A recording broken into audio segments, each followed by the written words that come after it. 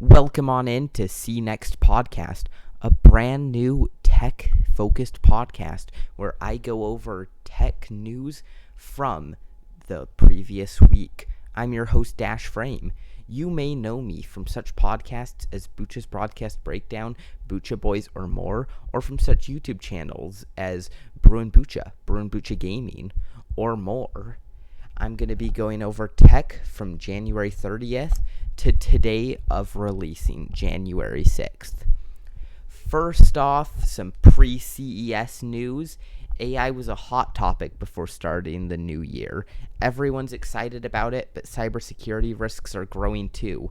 Hackers are using AI to get quite a lot smarter, which is not great when it's your security at risk that AI can help hackers get into, especially when rephrasing the question can bypass all of the AI's safety precautions. If you just tell it that you're in a simulation, it'll be like, okay, here's the instructions, but also still not quite good enough to figure out the seahorse emoji issue. Then also, some visa issues meant fewer foreign tech workers at U.S. conferences, and that could affect talent and tech events coming up, which would not be that good.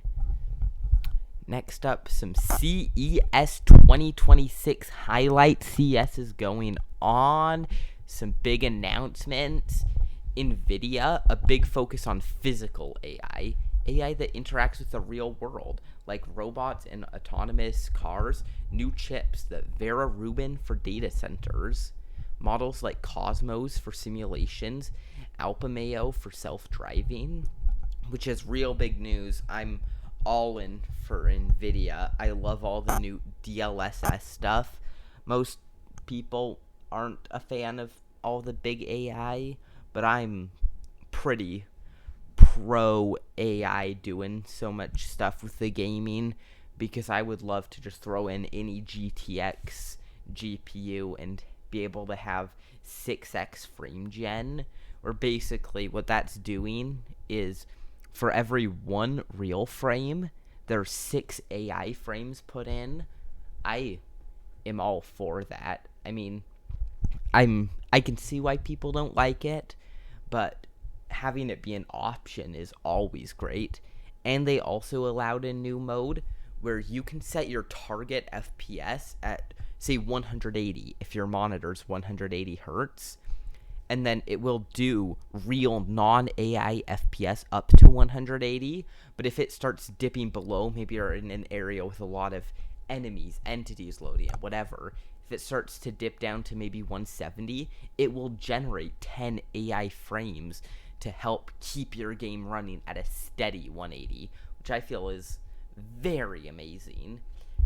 Then AMD, they showed new AI accelerator chips, and Intel showed the next gen Ultra chips for AI tasks, and Qualcomm released the Snapdragon X2 Plus for AI on mobile and PCs. Let's see. So that's very big news. Let's see what else there was. In the robotics and AI gadgets, there's the LG CLOID robot, maybe Cloyd. It's CLOID, all capital, except for the I, and it can help with chores like folding laundry. Now, I'm not positive, but I'm thinking this is the one where you would like buy it and send it into your home, but then it can't do stuff, so humans can just take over. Feels like a security risk if it is that, but if not, I mean, another one, if it actually works, that would be great. Just an AI servant to do what you need. If you could hook that up to your Google Home, that would be real nice, where it could also just, if you could hook it up to your Google Home, and when you tell it, adjust the thermostat, instead of standing up and doing it manually, it could just do it in its brain. That would be cool.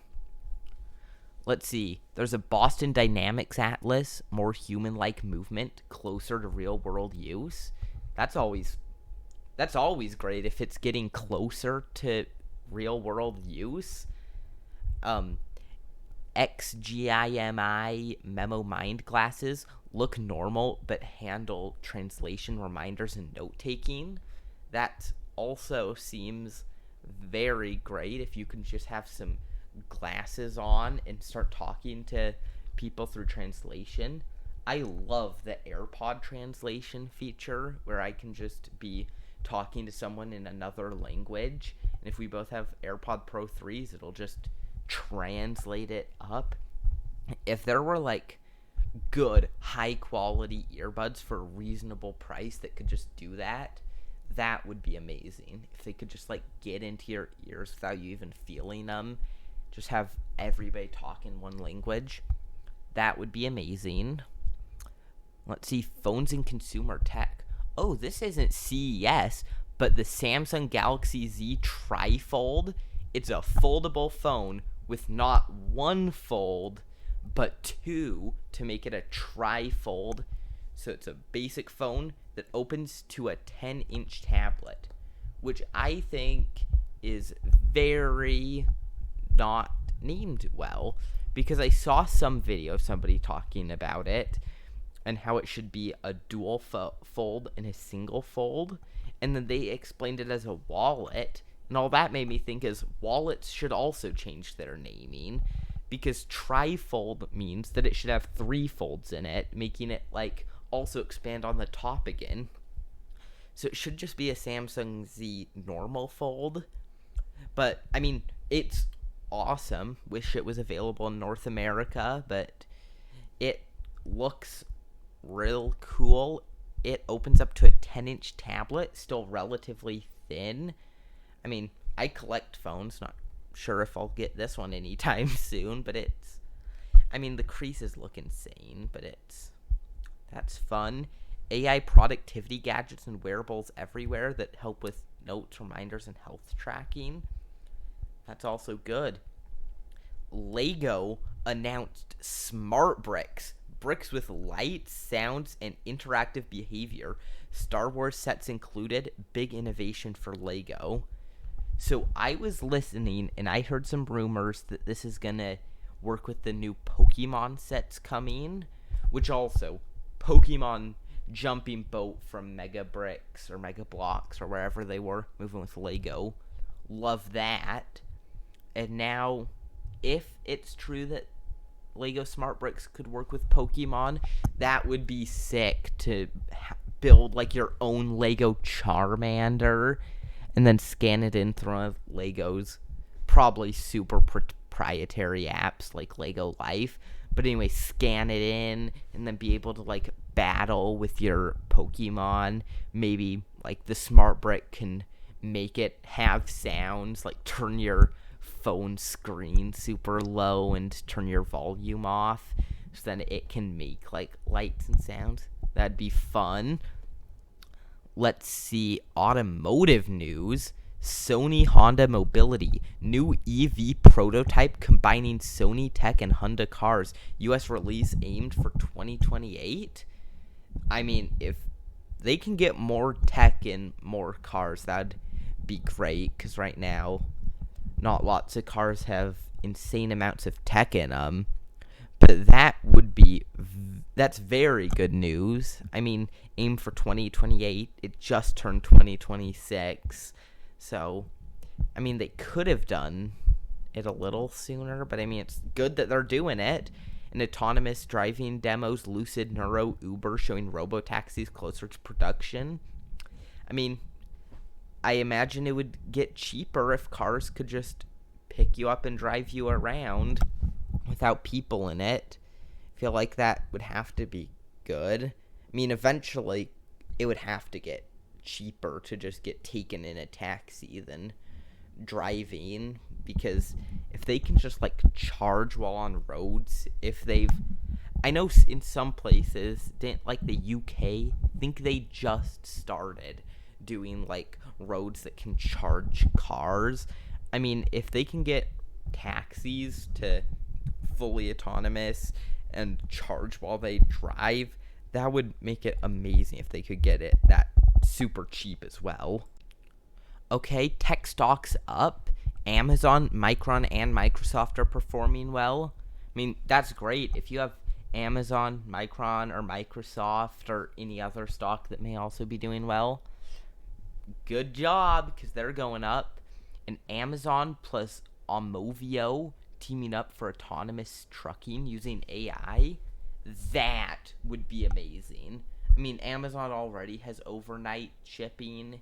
If they could, like, track what you like even more, I mean, it would be creepy, but if they can be like, you've been looking into this, let's just get it out there, and could get some truck to get over there quick, that would be amazing. If it could, because I imagine Prime, I'm sure they won't lower the price, but I bet they could prevent it from going up.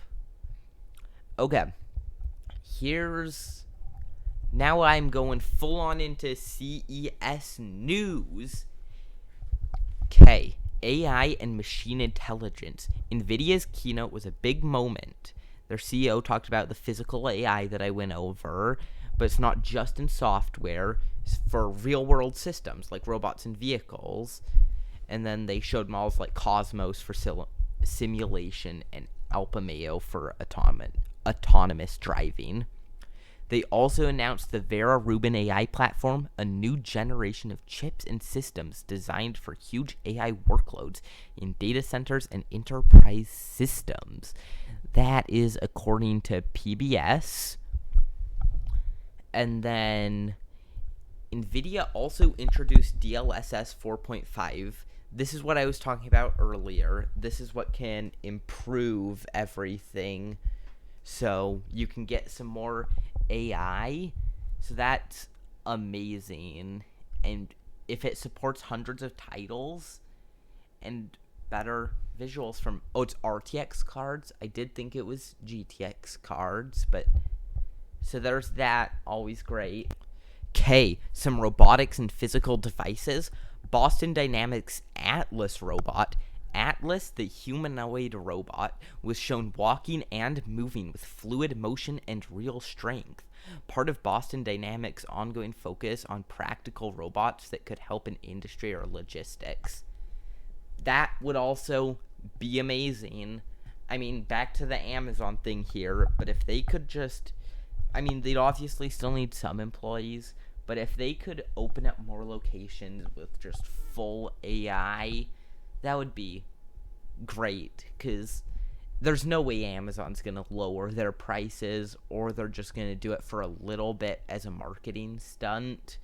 But I bet that could keep them from raising their prices with the industry if they could get some robots, because they still do need to pay for electricity and products that they're sitting on and haven't sold yet. But LG's robot helpers. LG teased and showed service robots, including ones meant to help with household chores like folding laundry and fetching items around the home. Yeah, that would be nice, just to not have to stand up if you grab your gaming console, like your Switch 2, but forgot your collection of games downstairs. Just be like, hey, robot, can you go and fetch me those games while you start booting it up and taking the other game out? That would be very nice if it could do that. I mean, especially if they could give it, like, the energy of, like, a puppy that could move super fast and just let it bolt through your house fast. I mean, I'm sure that's a security risk, but I mean, if there's a way that you can be like, yeah, there's no small children or pets in this house, we can, and if you just play a noise while you're sending 2,000 pounds or 200 pounds of heavy metal through the house fast, I mean, I'd be all for that. So there's the Samsung Trifold, already went into that. Okay, here's the XGIMI Memo Mind glasses. They're new AI glasses that look like regular eyewear, but can do voice-activated tasks like translation, reminders, and notes using multiple language models behind the scenes. That's great. I mean, I know the even G1s, those, I feel like those would have better, I'd trust more. Or actually, I'm pretty sure they just came out with even G2s, Those would be nice. They have better Ray-Ban displays now. I mean, these seem like they do less and they're for a smaller company. So, I mean, I'm not sure if I'd ever do these unless they're significantly cheaper. Oh, here's some smart home devices. SwitchBot AI Mind Clip, a wearable clip that records and summarizes conversations and can act like a second brain for remembering meetings and audio notes. I would love this. I mean, I imagine it would be a big and chunky square, but if they could get one that just like maybe it just went inside your shirt, or like those spy things that go on your button in your shirt, if they could get one like that, that would be nice, because it's not even so much as trying to hide it. It's just, if it, I don't want it to look big and bulky. If that could just be there and people not notice, like eyes don't get drawn to it, even if it's some weird color, if it has some light on it, as long as their eyes don't go straight to it. Govee Lighting and Environment Tech, ultra lighting systems that sync to your routine and natural language control, showing how AI is trickling into even the lights in your home. That's according to Tom's Guide. I mean, I already have, what is it? It's not Govee, it's the other big one is what my lights are powered on, and they already have like routine turn on and stuff. With this new awesome Google Home like Gemini update that works with I can't remember what light brand I use, but it has these features. I mean, I'm sure Govee, if they're making a big deal about it, has maybe a better version of it with more AI. Oh, speaking of, there's a Google Home thing. But then, oh, it's Wiz. Wiz are the lights I use, but yeah. Okay. Toys and novelty technology. Okay, the Lego Smart Platform. Some more in depth. Lego brought sensor-enabled smart bricks that interact with each other, light, sounds, proximity sensing, making physical Lego play interactive and dynamic. They partner with Star Wars for theme sets. These could work great if they do it right. Like they said, they have proximity sensing, lights, and sounds. If you could create like a big mesh of them, like imagine one of those Lego trains going around on a track. You're able to put these bricks in the train and at like stops, so it could sense when it's like at stops and pause the motor to like stay there for a bit and play a sound like a choo choo when it's about to leave. That would be sick if it could do that. I mean, if it could also start lights for stuff. I mean, they'd have to keep these relatively cheap, but I mean, for a cheap speaker, I mean, it would be so small they wouldn't need a high quality one. Cheap light, and I bet they could just use like NFC. I bet that they could make that for like $10, probably price them up to 20. I mean, it would be expensive for a Lego brick, but not insane if they could do a lot. Okay, novelty items like music you can taste lollipops and AI pets that provide comfort and interaction were also in the mix. Music you can taste lollipops, those sound insane. I mean, I've seen some before where you just put your tongue on it and it starts playing music. So if it's that, that's just dumb. But I mean, if it can actually maybe use like bone conduction on your teeth, that would be cool. And AI pets that provide comfort, they're never going to be as good as real pets. I mean, I don't know why you'd want that, but I mean, it could be good because I feel like the fur would feel so artificial and not like if they had fake fur. I feel like the only reason you do that is if you're allergic to animals, so you wouldn't want real fur. Also, it would be creepy and probably hard to get dog fur. Okay, but Lenovo Yoga AIO Aura Edition, a high-end all-in-one PC with a transparent light bar that syncs with alerts and visuals, a 32-inch 4K OLED display, powerful CPUs, and premium multimedia features, blending productivity and style. I did see this. This looks awesome. This light bar, it's like those ones that you see at on TikTok Shop and at Five Below and stuff, but it looks good because this light bar spins and turns on lights at certain moments to create a floating 3D image inside your PC case. I think this is what it is, except that might have been Asus, however you pronounce it, ASUS. Okay, new TVs. I saw this. There's the one called Wallpaper. The Fire TV's releasing the Frame, copying Samsung. Let's see, new robo-taxis. That's always great. Like I said, get them cheaper. LG is focusing on AI in-cabin experiences. That would be fun. If you could just be in some, get into this robo-taxi and not even feel like you're in a robo-taxi. If they could get it well enough with stabilization that you can't tell that you're moving, and just make it so that you can completely black out. Just make it black out the light. Maybe put in options where you can order different ones depending on if you want a bed, a TV, actual lights to feel like you're in a car, more seats for a bigger group, whatever you want. That would be nice. Okay. Asus ROG and gaming gear. Asus showcased special edition gaming tablets, high refresh AR glasses for immersive gaming, AI assisted hardware, and holographic PC experiences. Never mind, this is what I was talking about, how it can create a 3D thing in it that looks like a holograph. Yeah, I mean, AR glasses, those are awesome. If they could make non-bulky smart AI AR glasses that just look normal, that would be cool.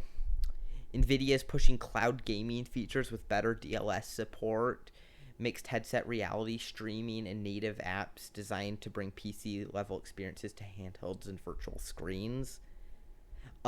Yeah, I love Nvidia GeForce Now. I'm able to improve some games my GPU can't really handle because it's not optimized, and I love Nvidia GeForce Now because I'm Etherneted right into a router, so I have good internet connection.